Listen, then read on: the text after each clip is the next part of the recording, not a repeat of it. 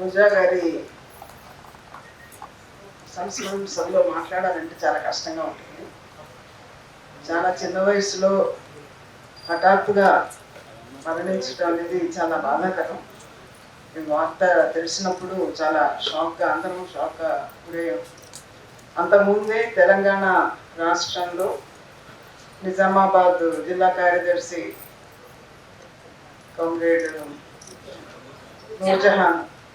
నూర్జహాన్ మరణ వార్త వెంటనే మర్నాడు రోజా మరణ వార్త తెలిసింది. రోజా గారి గురించి మీలో చాలామందికి తెలిసి ఉంటుంది.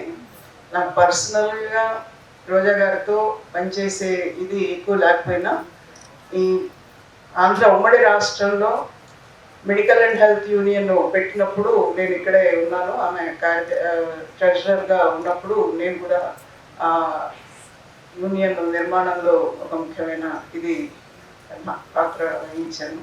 ఆ రకంగా కొంత ఇది తెలుసు. అయితే ఆ తర్వాత సిఐటియు రాష్ట్ర కమిటీలో ఆమె సభ్యురాలుగా ఉమ్మడి రాష్ట్రంలో, తర్వాత తెలంగాణలో రెగ్యులర్గా ఆమె పార్టిసిపేట్ చేస్తూ ఉండేది. వచ్చినప్పుడల్లా ఆమెతో మాట్లాడటం కానీ ఆమె ఉండటం కానీ అది జరుగుతుండేది. ప్రధానంగా చూసినప్పుడు ఏంటంటే రోజా గారు ఏ దీంట్లో చిన్న వయసు నుంచే ఏ దీంట్లో ఉన్నా కూడా తన ఇష్యూసే కాకుండా మొత్తం దానికి సంబంధించిన ప్రజల ఇష్యూస్ అన్నీ కూడా తీసుకుని పనిచేసేదానికి ప్రయత్నం చేశారు. విద్యార్థిగా ఉన్నప్పుడు విద్యార్థి సంఘంలో పనిచేశారు. ఆ తర్వాత నర్సుగా ఉద్యోగంలో చేరినప్పుడు ప్రజలకి వైద్య సేవలు అందించడమే కాకుండా తన తోటి నర్సులు వైద్య రంగంలో పనిచేసే వాళ్ళ సమస్యల్ని తీసుకుని పనిచేసి వాళ్ళని సంఘటితం చేసేదానికి ప్రయత్నం చేశారు. ఆ తర్వాత ఆమె ప్రొఫెషనల్గా ఇదవుతూ టీచర్ వృత్తిలో ఇచ్చేసిన, అలాగే ప్రొఫెసర్ అయినా ఆఫీసర్ గ్రేడ్లో వెళ్ళినా కూడా ప్రధానంగా తను ఏదైతే నమ్మారో ఆ కార్మిక వర్గ ప్రయోజనాల కోసం, ఆ సిద్ధాంతం కోసం కంటిన్యూస్గా పనిచేస్తూ ఉన్నారు. చాలా మందిని చూస్తుంటాము ఉద్యోగంలో పై హోదాకి వెళ్ళిన తర్వాత యూనియన్ పనులు అవి వదిలేయటం కానీ దూరంగా ఉండటం కానీ అలా లేకుండా ప్రతి మీటింగ్కి ఆమె హాజరవుతూ ఉండేవాళ్ళు. దాంట్లో క్రియాశీలంగా పాత్ర వహిస్తూ ఉండేవాళ్ళు.